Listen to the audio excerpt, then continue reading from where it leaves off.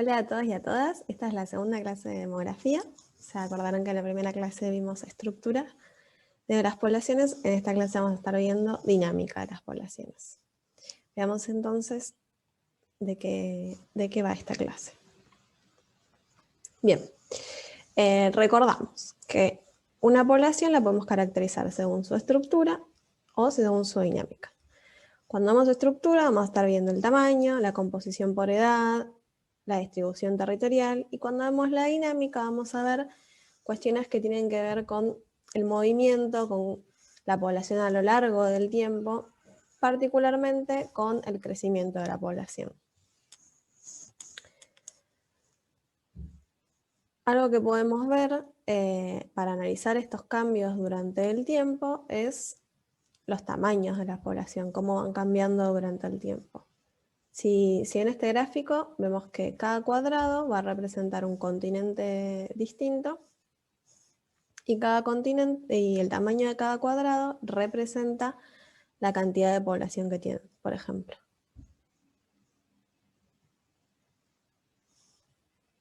En este gráfico vamos a ver cómo cambia la población mundial a lo largo del tiempo, desde 1820 hasta 2019, o sea, casi durante 200 años. Si se fijan, en 1820 la población mundial era de 1 billón de personas, es decir, de 1.000 millones de personas. En 2019, 200 años más tarde, es de 7 millones de personas. O sea, un poquito más en realidad de 7 millones, casi 8. Casi que llegó a 8 veces más en 200 años. Veamos qué pasa en el medio. Si miramos entre 1820 y 1920, vamos a ver que la población se duplicó. Es decir, de 1 billón pasó a 2 billones en 1920. Ahora, de 1920 a 2020, o sea, 2019, casi 2020, se cuatriplicó. O sea, el crecimiento es exponencial, pasa de duplicarse a cuatriplicarse. En los últimos años ha crecido un montón la población mundial. Que esto puede tener que ver con un montón de otros aspectos. Algunos de ellos los vamos a analizar ahora. Si se fijan, además, no solo estamos viendo la población mundial, sino que estamos viendo por continente. Cada color representa un continente distinto. Pueden ver que Asia representa la mayor cantidad de población, o sea, la mayor proporción está en Asia, le sigue África, y Europa y Latinoamérica están ahí casi igual. Esta es una forma interesante de ver,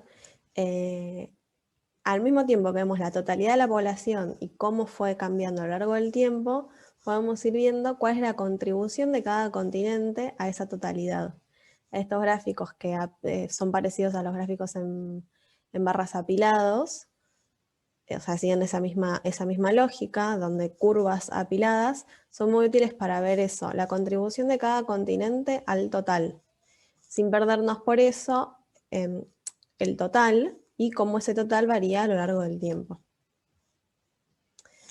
Entonces, como estuvimos diciendo, la dinámica de la población es casi enteramente el tamaño poblacional. ¿Y de qué manera va a variar ese tamaño poblacional? Bueno, puede deberse a 3 factores: fecundidad, mortalidad y migraciones. Estos son los llamados componentes demográficos y son los que actúan como variables inmediatas que determinan los cambios demográficos, aunque en realidad son los resultantes de otros fenómenos estructurantes como fenómenos sociales, culturales, económicos, históricos, etc. Entonces, estos componentes van a afectar todos los aspectos que estudia la demografía: el volumen, la estructura y la distribución geográfica. Natalidad, entonces. Natalidad o fecundidad, porque vamos a hablar en un sentido general, por ahí sería interesante en esta diapositiva hablar de fecundidad. Se habla del peso o el impacto de la reproducción humana sobre la población. Por eso cuando hablamos en general, en términos más generales, es interesante hablar de fecundidad. Después vamos a hablar de indicadores de fecundidad, entre los que se encuentra la tasa de natalidad. Pero vamos a ver fecundidad, mortalidad, que hace referencia a la influencia de la mortalidad por el hecho biológico de la muerte, y migraciones, que son los desplazamientos territoriales de las personas que también van a determinar cambios demográficos. Entonces, de acuerdo a lo dicho, la población va a variar en función de los nacimientos, las defunciones, las inmigraciones, la gente que viene, y las emigraciones, la gente que se va. Si hacemos esta ecuación, donde sumamos todos estos factores, cuando hablamos de muerte los restamos, cuando hablamos de migraciones también, vamos a tener como resultado el crecimiento poblacional total, que son valores absolutos, ¿sí? De cantidad absoluta. Es una medida bruta. Si esto lo queremos relacionar con la población inicial y hacer una comparación entre la población que teníamos antes y la que tenemos después, vamos a estar hablando de crecimiento poblacional proporcional para el periodo, porque estamos viendo cuánto de ese periodo, en ese periodo se creció en relación a la población en la que teníamos inicialmente. Entonces, crecimiento poblacional total va a ser valores absolutos, crecimiento poblacional proporcional van a ser valores relativos y van a estar relativizados por la población inicial.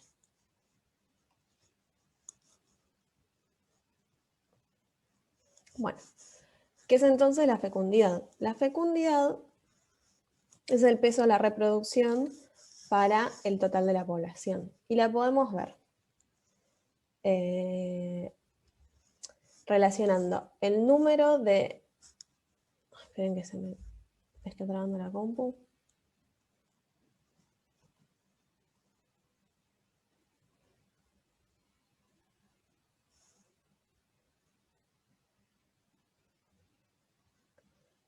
Fecundidad, entonces. ¿Qué es fecundidad? La fecundidad va a relacionar el número de nacidos vivos a las mujeres y me habla del peso de la reproducción en la población. Va a estudiar la reproducción intergeneracional, o sea, entre una generación y la otra. No es lo mismo que fertilidad. Fertilidad es una tasa hipotética que habla de la capacidad de la población de poder llegar a dejar descendencia.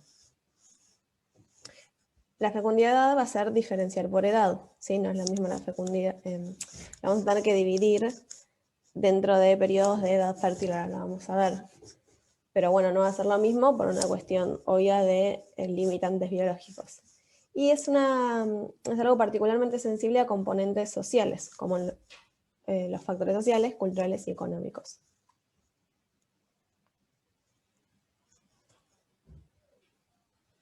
Algunas de las medidas más utilizadas sobre fecundidad son la tasa de natalidad y la tasa general de fecundidad.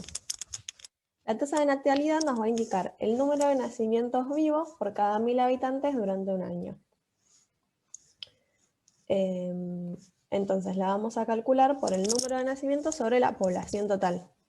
Y siempre como es una tasa, la hacemos por 1000 para que no nos quede un número muy incómodo de maniobrar. Y durante el año, justamente porque es una tasa, y se acuerdan que las tasas se hacen por un periodo de tiempo. En general se usa la población para la mitad de ese año, digamos, por si llegara a variar desde el principio del año hasta el final del año, pero más o menos el número de la población es estable a lo largo de un año, no es un periodo tan largo. Otra medida que se suele utilizar es la tasa general de fecundidad. La tasa general de fecundidad es el número de nacimientos vivos por cada grupo de 1000 mujeres entre las edades de 15 a 45 años durante el año. O sea, me hace un diferencial en el denominador donde solo me incluye al grupo de población en edad fértil. Población fértil y en edad fértil. Podemos decir que hay gente con útero en edad de 15 a 45 años, que es la que se reconoce como edad fértil. Existen otras medidas de fecundidad, como la tasa de fecundidad por edad específica, que va separando por grupos de edades, el número total de hijos nacidos, que es una medida más bien bruta, tasa global de fecundidad, que va a resumir la fecundidad de todas las mujeres durante una etapa determinada, o tasa bruta y tasa neta de reproducción, porcentaje de natalidad, etc. O sea, hay un montón. Acá vamos a ver solo estas dos. Ahora, ¿cómo influye la fecundidad a mi población y a la estructura de mi población? En el gráfico de la izquierda vemos cómo varía la fecundidad a través del tiempo para Argentina, que es la línea azul. Y en América Latina, la línea verde. Para Sudamérica vamos a verlo con la línea roja. Y vamos a ver lo que se predice a partir de 2025. Se puede ver que la tasa de fecundidad tuvo un gran descenso y se produce cierta estabilidad. Esto me va a hablar un poco de cómo puedo predecir la estructura y el dinamismo de cada población. Ahora, en el gráfico de la derecha vamos a ver una pirámide poblacional. La pirámide vemos que se está estrechando. Bueno, esto tiene que ver con la fecundidad y tiene que ver directamente con la disminución de la tasa de natalidad. Si disminuyen los nacimientos, vamos a esperar que la población sea menor y va a tender a estrecharse a medida que esa población que está empezando a nacer vaya acercándose a los años más viejos. Ay, no quería pasar. Entonces, los cambios en la fecundidad van a influir en la estructura etaria de la población.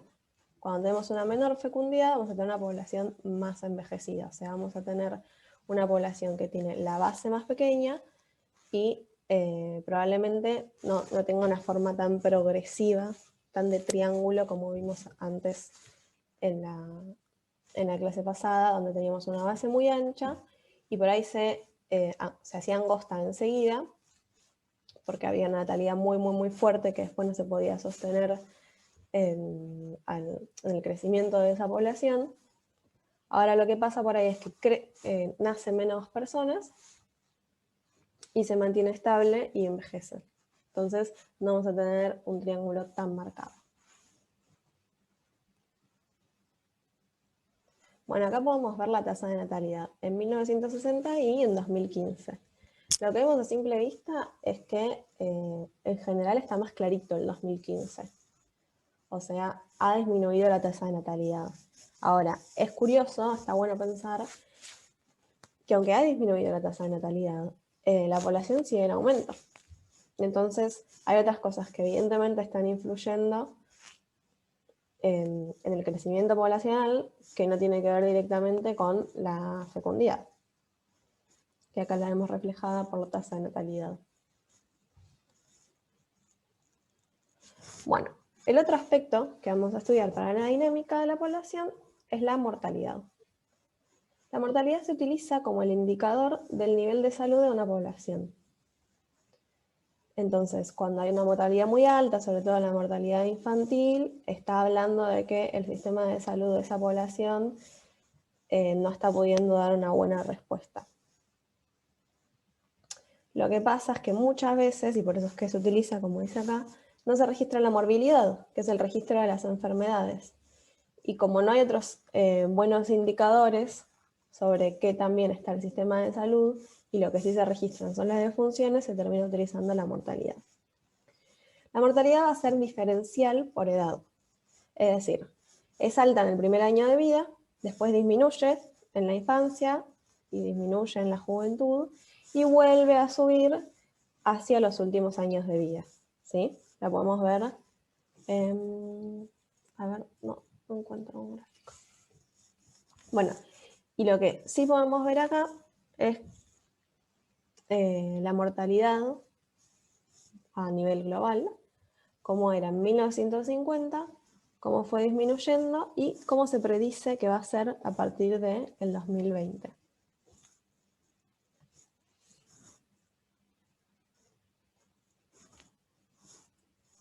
¿Qué medidas, qué indicadores podemos utilizar para hablar de mortalidad? La tasa bruta de mortalidad,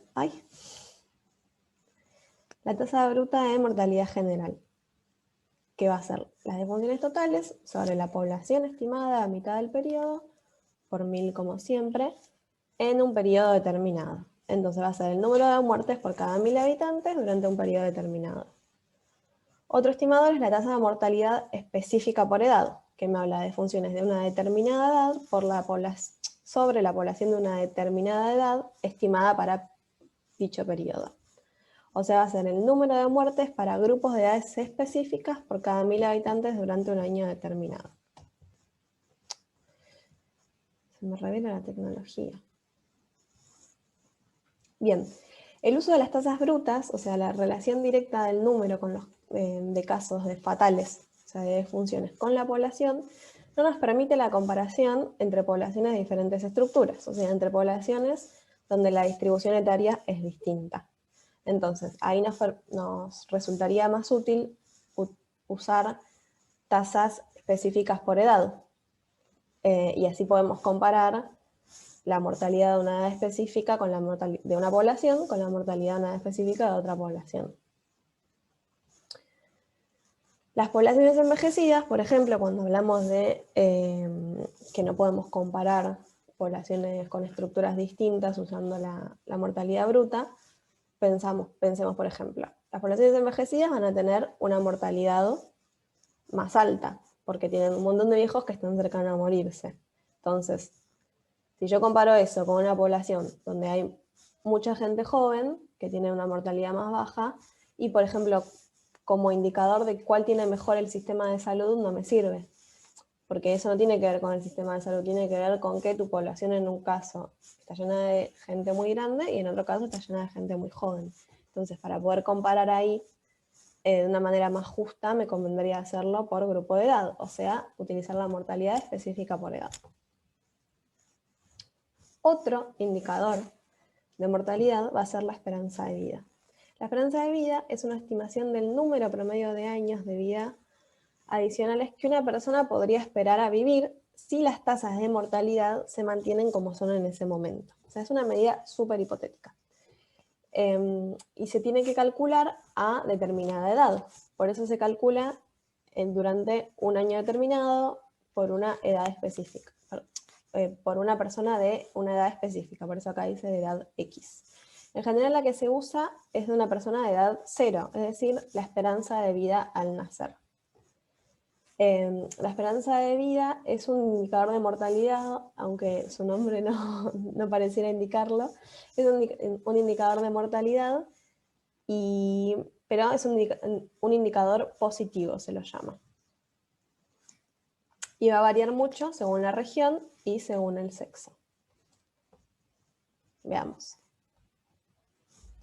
Bueno, como les decía, la tasa de mortalidad, varía mucho según la edad. Entonces, lo que podemos ver acá es que es alta en los menores de un año, en los recién nacidos y de los primeros meses vamos a tener una tasa de mortalidad bastante alta. Disminuye progresivamente, bueno, no tan progresivamente, disminuye hasta la infancia y luego empieza a aumentar hacia el adulto joven y aumenta mucho más rápido desde adulto hasta anciano, ¿sí? Entonces vamos a ver que es una medida que varía mucho según la edad.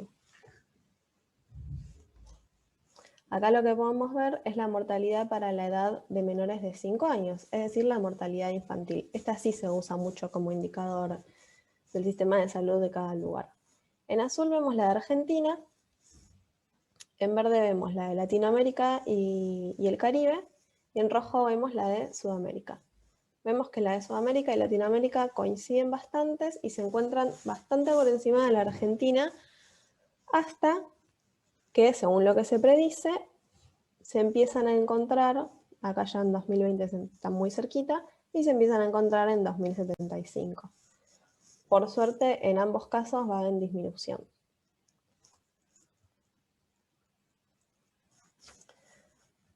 En este gráfico volvemos a ver cómo varía la mortalidad según los grupos de edad. La primera barra nos muestra los grupos de edad de 10 a 14 años, la segunda de 15 a 19 años y la tercera el total de 10 a 19 años, o sea, me engloba las dos barras anteriores. Cada color me habla de un continente distinto. Entonces, yo podría quedarme solo con la última barra diciendo, no, esta me engloba todo, me engloba de 10 a 19 años. Ahora, en todos los casos se da que en realidad, donde mayor es la mortalidad, es en los grupos de edad de 15 y 19 años, y no tanto de 10 a 14 años, ¿sí? Entonces, cuando estamos analizando la mortalidad en adolescentes, por ahí nos convenga verlo de forma quinquenal, o sea, en grupos etarios de cada 5, y no de cada 10, porque nos estaríamos perdiendo un dato valioso, que es mucho mayor en adolescentes de 15 a 19 años que en adolescentes de 10 a 14 años. Volviendo a esperanza de vida. Como les había adelantado, la esperanza de vida suele ser bastante más fuerte, más alta en mujeres que en varones. Acá pueden ver con la línea roja la esperanza de vida de mujeres y con la línea azul la esperanza de vida de varones. Esto es a lo largo del tiempo, desde 1950 hasta 2100. Como ven, acá dice Life Expectancy at Birth, quiere decir al nacer. O sea, la calculan con esa edad X igual 0. En ambos casos, lo que está pasando es que desde 1950 hasta ahora, y lo que se predice es que va en aumento la esperanza de vida. O sea, cada vez vamos a vivir en promedio más años. Ahora, ¿qué podemos ver acá? Bueno, una tendencia muy parecida a la que veíamos en mortalidad. Argentina tenía una esperanza de vida bastante mayor que Latinoamérica y que Sudamérica, pero empiezan a mostrar una esperanza de vida similar en el año 2025 y se predice que van a estar más o menos por la misma altura, incluso va a ser mayor la de Sudamérica.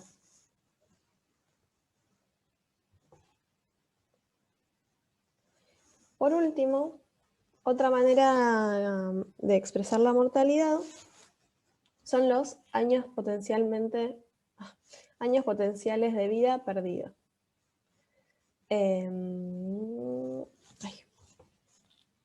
Es un indicador de muerte temprana. Para su cálculo se van a considerar las muertes de menores de 70 años. ¿Cómo se calcula esto? Es la diferencia entre la edad promedio que se estima que lleva una persona, le hace la esperanza de vida, y el año de muerte, la edad de muerte de esa persona, ¿sí?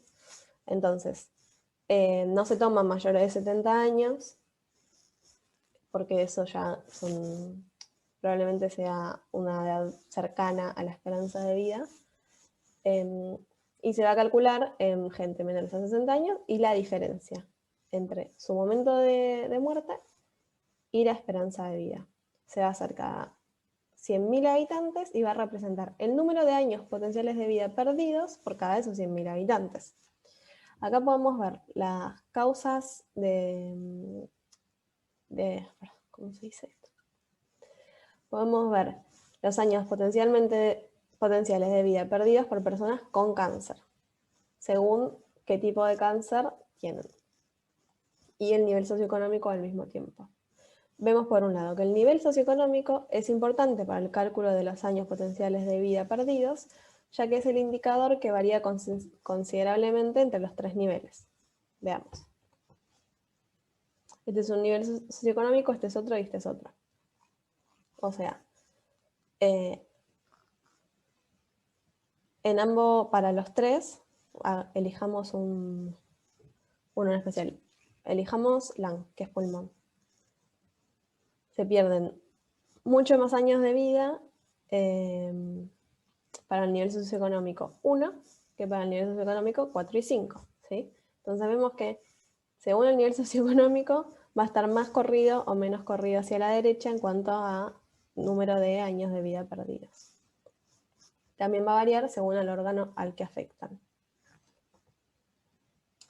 Algo importante para aclarar es que, aunque nosotros veamos que el cáncer de pulmón es el que se lleva más años de vida, no es que sea la principal causa de muerte, o que sea el más mortal de todos, sino que es el que se lleva más años de vida cada 10.000 habitantes.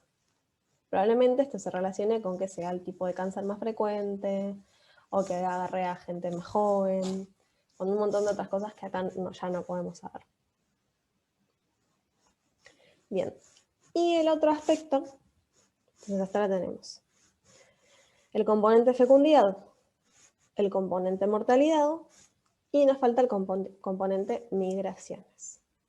Las migraciones tienen en cuenta tanto las inmigraciones, que son las personas nacidas en otro lugar que entran al país, como las emigraciones, las personas que nacen en el país y se van a otro lugar.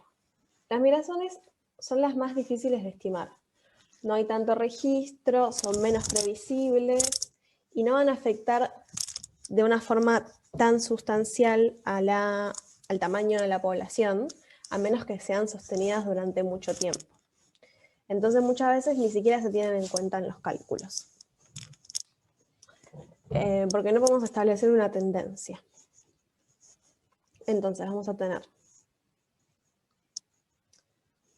tasa de emigración, que es el número de migrantes que abandonan las áreas de donde provienen por cada 1000 habitantes de esa misma área durante, como siempre es una tasa, un año determinado. La tasa de inmigración, que es lo mismo, pero de inmigrantes, o sea, el número de personas que llegan a un destino por cada 1000 habitantes durante un año determinado. Y además podemos calcular la tasa neta de migración, que va a ser el número de inmigrantes menos el número de emigrantes. Bien, en estos gráficos vemos los migrantes en Argentina en 2010 y en 2020. Vamos a ver que tenemos mucho flujo de personas, tanto de inmigrantes como de migrantes de Paraguay, Bolivia, Italia y Chile. Perdón, de inmigrantes quise decir. Tenemos muchos inmigrantes principalmente de Paraguay, Bolivia, Italia y Chile. Muchos emigrantes de Estados Unidos, están de la derecha, no sé si, para que no les pase como me pasó a mí inicialmente. De la izquierda tenemos a las inmigraciones, a la derecha tenemos las emigraciones. Acá tenemos anotado el país y imagino que el número de personas, la población. Entonces, en azul tenemos el sexo masculino, en rosa el sexo femenino. Hay una migración muy importante del Paraguay de más que nada mujeres inmigrantes paraguayas, pero bastante varones también. Sí, la relación es de mayor cantidad de mujeres, pero vienen de los dos sexos. En segundo lugar, tenemos una inmigración importante de Bolivia. En este caso, la proporción es bastante 50-50 entre mujeres y varones. En Italia también, y de Chile también. Ahora, en cuanto a inmigraciones, tenemos a Estados Unidos, a España, a Paraguay también tenemos emigraciones, pero mucho menor que las inmigraciones, y a Chile también. Esto era en el 2000, veamos ahora. Bueno, ahora, en 2010. 2010, la cantidad de inmigrantes de Paraguay aumentó un montón, de Bolivia también, de emigrantes que se van, gente que se va a España también ha aumentado, y tenemos inmigrantes también de Estados Unidos ahora. Los tenemos del lado de la izquierda, mientras que antes los teníamos del lado de la derecha. Ah, no, no sé leer, perdón. Los seguimos teniendo del lado de la derecha, ya era raro esto. Entonces se mantienen más o menos los países, digamos, hacia donde la gente suele emigrar y desde los que la gente suele inmigrar, pero vemos que se han intensificado, digamos. Los procesos migratorios se sostuvieron las poblaciones de dónde venían hacia dónde iban, pero de una manera intensificada. Ha crecido en casi todos los casos. Y es llamativo como en la gran mayoría la barra rosa es mayor que la barra azul. O sea, las mujeres somos las que más migramos. Acá podemos ver el origen de los migrantes de Argentina. O sea, de dónde vino mucha de la población migrante de Argentina. Este es un mapa del porcentaje de migrantes de población por país.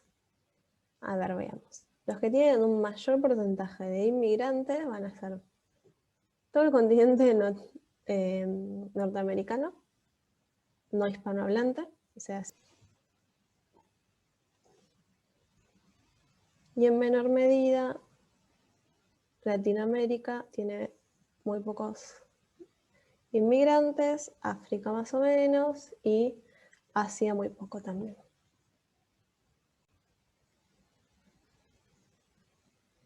Bueno, y ya estuvimos hablando un poco de la tasa de crecimiento bruta y la tasa anual de crecimiento, que va a relacionar el valor absoluto de la población estimada a la mitad de un periodo dividida por la población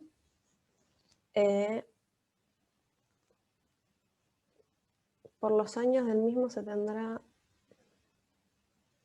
por la población anterior, digamos. O sea, me va a comparar cuánto creció la población en un año. Quiero decir nada raro.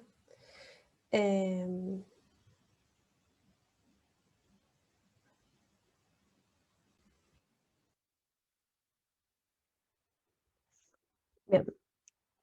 Volviendo a las maneras de medir los tamaños poblacionales y los crecimientos poblacionales, nos falta ver la tasa anual de crecimiento, que no es más que otra cosa que el ritmo al que una población aumenta o disminuye durante un año. Ahí me quedé.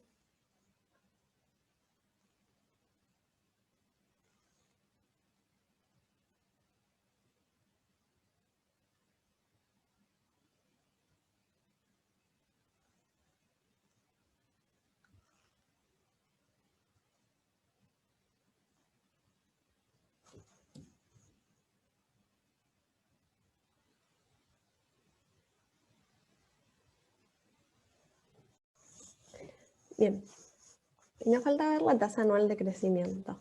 Dentro de cómo varía la población año a año, está la tasa anual de crecimiento como un indicador y no es otra cosa que el ritmo al cual aumenta o disminuye una población durante el periodo de un año. Si la tasa es positiva, el tamaño de población está aumentando y si la tasa es negativa, está disminuyendo. En el gráfico vemos cómo la tasa es positiva, pero se está desacelerando. Y entonces cada vez está creciendo, hay menos crecimiento anual. ¿Tá? O sea, cada año crece un poquito menos de lo que creció el año anterior. ¿Sí? O sea, vemos que se está desacelerando porque tiene esta forma la curva, pero es positiva porque es mayor a 0. Bien. Entonces, los nacimientos y las muertes nos van a modelar el crecimiento poblacional. Si vemos acá la tasa cruda de nacimientos, y acá tenemos la tasa cruda de muertes, ¿sí? O sea, bruta. Vemos que la tasa bruta de nacimientos está disminuyendo desde 1950 y la tasa de muerte está aumentando. ¿Esto quiere decir que la gente se muere mucho más? No, sino que la gente, por sobre la cantidad de personas que tenemos, la cantidad de muertes por sobre la cantidad de población es mayor. Esto puede generar que en algún momento el crecimiento sea negativo, o sea, la población empieza a ser más chica de lo que era antes. Por ahora, la población, como ya lo vimos a nivel global, viene aumentando, pero a la medida en que se mantenga la tendencia de menor tasa de nacimientos y mayor tasa de mortalidad, esta tendencia se va a revertir. Ahora, lo que tenemos en el gráfico de la derecha es el promedio anual del número de muertes y el número de nacimientos. Y vemos más o menos la misma tendencia, si bien no es exactamente igual, dado que arranca más bajo, luego aumenta y luego vuelve a disminuir el número de nacimientos y el número de muertes solo aumenta. Está pasando que el número de nacimientos va a quedar en algún momento por debajo del número de muertes, lo cual puede que nos lleve a una tendencia de disminución de la población. Y para terminar, les quiero presentar al núcleo desde el cual se analiza la gran parte de la población, gran parte de la demografía analiza la población, que son los hogares y las familias, que se habrán dado cuenta cuando se hace un censo, particularmente acá, pero en todos lados, que se toma como unidad muestral al hogar, a la vivienda o a la familia. Los hogares y las familias son las unidades básicas dentro de las que viven la mayoría de las personas. Y hay un montón de indicadores que podemos sacar utilizando hogares y familias. Las tendencias en cuanto al número, el tipo y la composición de los hogares son de importancia para los sociólogos, los planificadores, los funcionarios y encargados de formular políticas públicas. Por ejemplo, los servicios municipales se proveen a viviendas y no a individuos. Otros arreglos de vivienda incluyen el desamparo, arreglos de grupos tales como dormitorios universitarios, hogares de cuidado, así como instituciones tales como unidades psiquiátricas y cárceles. Entonces, estamos pensando en una idea amplia de vivienda y no solo la vivienda en la que vive una familia tipo. ¿Qué tipo de medidas tenemos de hogares y familias? Tenemos el tamaño promedio del hogar, que es el número de personas que viven en hogares sobre el total de hogares. La familia en matrimonio, que es el número de familias compuestas por parejas casadas sobre el total de hogares compuestos por familias. Y familia de padre único, que la realidad es que debería llamarse de madre única porque la mayoría son con una jefa de hogar a la cabeza, que es la mujer. Pero bueno, es el número de familias de padre único sobre el total de hogares compuestos por familias. La definición de familia va a variar según el país. En Argentina se define como un grupo de personas unidas por relaciones de filiación o de pareja que se reconocen como tal y tienen entre sí derechos y obligaciones. Ay, se me va. Pero, por ejemplo, en Noruega, una persona soltera se puede considerar una familia también. Lo que vemos acá es el promedio de personas que habita, que habita una familia, que es una familia en Argentina, y es 3.3. En Afganistán es 8, y en Finlandia es de 2. Entonces vemos que Afganistán tiene familias muy numerosas, Finlandia no tanto, y Argentina en el medio. Esto mismo lo vemos reflejado en un mapa. Los países del norte de África y de África en general muestran familias más numerosas, de Asia también un poco, Latinoamérica más o menos, Caribe y Centroamérica bastante numerosa también, y luego Norteamérica, Europa, Australia ya muestran cantidades de 3 a 4 o de menos de 3 miembros por familia. Bueno, esto ha sido todo demografía 2 y con esto terminamos la unidad completa.